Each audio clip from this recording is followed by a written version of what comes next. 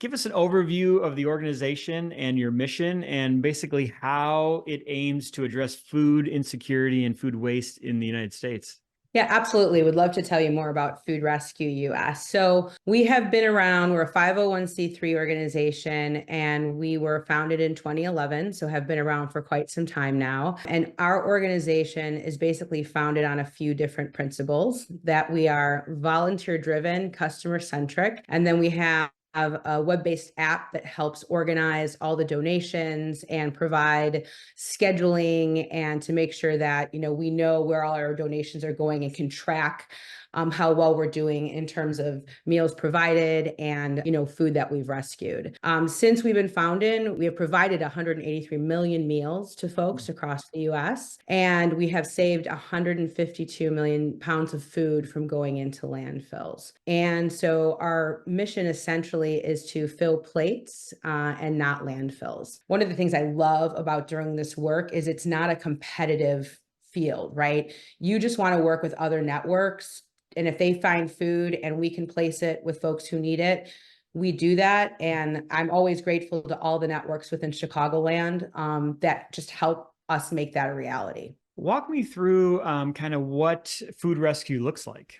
I started in the suburbs really 2 years ago, really working to collect food and send it to those in need. In the last, year, in 2023, we have rescued 168,000 pounds of food and provided 140,000 meals to people who need it. And when you ask me about what food rescue looks like, it's volunteers in all of these areas doing the same things as I do. I'm a volunteer and a site director, and it's all of us working within our communities, really getting to know the communities, knocking on doors, making sure we understand, what donors are wasting food and could use help really placing that food. And then understanding too, like, what is happening in our communities, right? Where is there food scarcity? Where have there become food deserts in these communities? So it's all about, really understanding your community. And we're doing that across the US, as I said, and really getting to know our areas and making sure that when we are rescuing food and working with donors, that we are reliable, we're consistent, and our volunteers and rescuers are there when they say they're going to be there, and we can deliver the food. What's a success story that sticks out in your mind of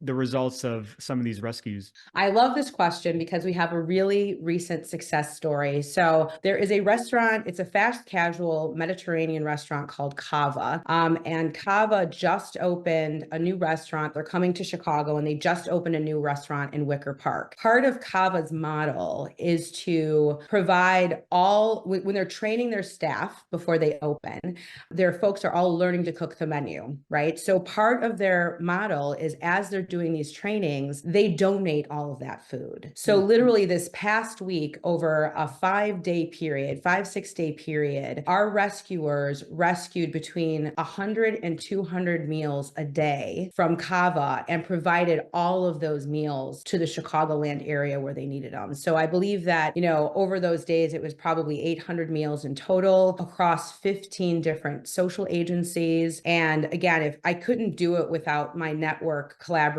such as Project 229 and Chicago Food Sovereignty Coalition. Like, these are the folks who help me distribute the food and make sure it gets to the right social services. So we find that, like, it's great to know that these restaurants and, big box stores, kind of everyone is having awareness to this area and is even adding it to how they do business to really help the communities. It's amazing to see it. Yeah, I can imagine that getting somebody to put that into their playbook while they're onboarding a new employee Oh, is so much easier. And I can just imagine also, I'm assuming from the business side of things, it's worth doing because I'm assuming that they would probably get a tax benefit by donating the food, which again, it's a win-win for them and for you, and it's perfect. yeah. And I get, it does restore your faith in just humanity when you see how all of these folks work together. And Cava, the people that we worked with were great. How we organized it was great. But, it's a lot of organization, right? It's getting all these folks to show show up, figuring out where the food goes because we're a direct transfer model, but it worked so well. And, Kava from a brand perspective, I mean, the community says, this is great, right? We love you. We're going to eat there more often. So it works, to your point, for everybody involved. And how do you like measure the effectiveness of the program? Is it like X number of meals rescued? Is it X number of partnerships that we form? Yeah, so we do have some national partnerships, and certainly that is something that we look at as just great. It's a win because we're working nationally across all of our food rescue regions with a national partner. But really, we do the normal. We look at pounds rescued. So in 2023, Food Rescue US rescued 38 million pounds of food, and it seems like a lot of food to be rescued, and it certainly is. But 80 billion pounds of food is wasted in a year. So if you think about that, we are just scratching the surface of what we can do. But that is how we measure. And we measure just in the community relationships we make too, the new connections we make, like with Kava, for example. And every time we get into a different location, a new restaurant or a new store, again, that awareness makes connections to others. And so it's very much the more you can connect with people, the bigger your network becomes. And what is kind of some of the biggest challenges your organization faces right now?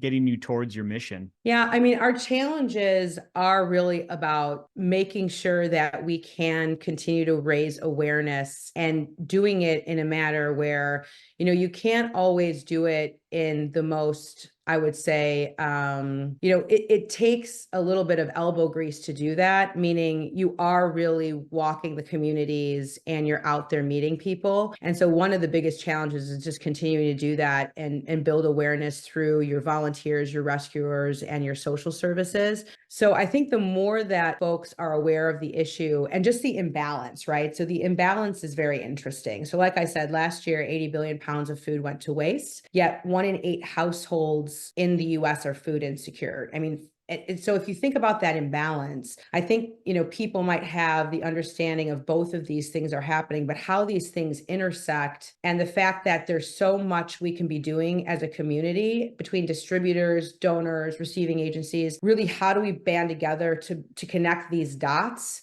and make it everyone's mission who is in this space to drive the impact here? What are some of the long-term goals that you have for the organization, or especially for your chapter? And how do you kind of look at those long-term goals and then start to execute on them? Yeah, so for Chicago in general, I've just begun here. Chicago, in terms of the site for food rescue, has been here for about 3 years. And I want to do more and more and more of what I've been doing. I mean, rescuing 168,000 pounds of food is great, but there is just so much more we can do. So obviously my goal in the next 3 to 5 years is to double that and continue to build more and more collaborations in Chicago to rescue more food and provide more meals. And that's the same for food rescue in general. I mean, again, we rescued 38 million pounds of food in 2023. In the next 5 years, we want to double that impact. And it's about, I think, working with more and more donors and really providing, again, more and more meals and opportunities to the food insecure in the regions that we serve, And as and far growing more regions too. Also adding more regions and volunteers and more, site locations for food rescue. And going back to like the partnerships for the food donors, what have you found has been like the best way of attracting them and getting them kind of bought into your mission? Do you do workshops? Do you go on site? Like how does like walk through that process? So if there's like a restaurant or a food donor potentially listening, what would be that process of kind of courting them and getting them into your world? Yeah. So, I mean, everyone that we work with, all the donors, they have, their own issues that they're grappling with. And a lot of times, part of it is just you want to make it really easy for donors, really super easy. So, In a lot of times what I'll do is I'll talk to a donor, I'll really understand how they're operating, when do they see that they have extra food during the week? Is it every day they have extra food? Is it once a week? Are there some kind of schedules that you see or some kind of theme you see in terms of when food is available? And then you ask them about how their employees handle that wasted food. Does it, is it, there in the morning? Is it there in the evening? Do you have someone that can package it up and provide it to us? And so what's really important to donors are a few things. First of all, we make it really easy for them. So when they have food that they can call us and we're at the ready. And that's how our model is different than a lot of models, because we are almost, we're rescuing food almost on demand. So for example, if I talk to a catering company, they'll say, we provide food to this particular business 5 days a week. We know that we have a surplus of food available every Wednesday. We just need someone to drive up at 2 p.m. and pick that food up at the docks. And, we just want to hand that food over and you take it from there. And so really making it frictionless and easy to work with us and our volunteers is a massive piece of this. So it's just about making it easy, being consistent. You're there when you say you're going to be there, and they can rely on us to pick up that surplus of food and get it to our receiving agencies and social services consistently. So I can see how it's a no-brainer for any business or food donor to basically just get this food off basically out of their hands without having to put it in the garbage. And yeah, you definitely cracked the code on making that as easy as possible for sure. Yeah, and I give all the credit for that to our volunteers, because it's the volunteers who pick up the food, they might repackage it, and then they make sure that it's ready for immediate delivery to, their clients or their customer base. So now the clients can come in and just take anything they want. Those volunteers, they do a great job every time. And I love to hear that, you've also seen us do these pickups and we make it, to your point, as easy as we possibly can. Mm-hmm. And we always say we never give anything to a receiving agency or a social agency that is not good food that, wouldn't be eaten by us or immediately. Oh, we lost one. Oh, no. That's not good for being is it? That's a throw. Oh, what's our garbage bag? Because that's why it's a direct transfer. It's great food. And we do actually look at that too. We won't take certain food if it's rotten or whatever, right? It all has to be really good, nutritious food. So, since your founding or since the founding, how has kind of the approach or the scope evolved over the years? Well, we've grown, right? I mean, so we've definitely grown, and we've grown in terms of size and scale, and obviously rescues. We're also looking at we're always working on our app. So we have an app for the website. We're always working to make that app more simple and simplistic to use, to have more information for the rescuers, for the donors as well. So always that kind of technology perspective. And we are always working on more and additional partnerships. So it's about, again, just I kind of say this, but like building that network out. So more partnerships, more rescues. And then we do want to open up more sites as well. So like I said, we have 41 locations across 23 states in the District of Columbia. So the more sites we can open in these areas and the more volunteers we get, the more we can make an impact more broadly across the US. So it's all about growth and impact to us. I mean, I always just want to say that, Food Rescue US, again, it runs on volunteers and people to really help us with our mission. So for any folks that want to join our mission, and either if you're a donor, if you're a volunteer, or you're interested in even opening up a site location, please come check out the Food Rescue US website. And there's lots of information for you to find and look at, and we can work with you however whatever your time allows. So, please do check out the opportunities at Food Rescue US, because there's lots more that we need to do. Very nice. And other than your website, what other social media platforms can people find you on that you're most active in? So you can find us on Facebook for more information. As far as donations, what other ways can people contribute? I know we have food donations, but do you accept cash donations? Yeah. I know you have food donors, volunteers. volunteers? Like, what are all of the ways that they can contribute to your organization? Yeah, so you can certainly monetarily contribute, and you can find that on our website as well.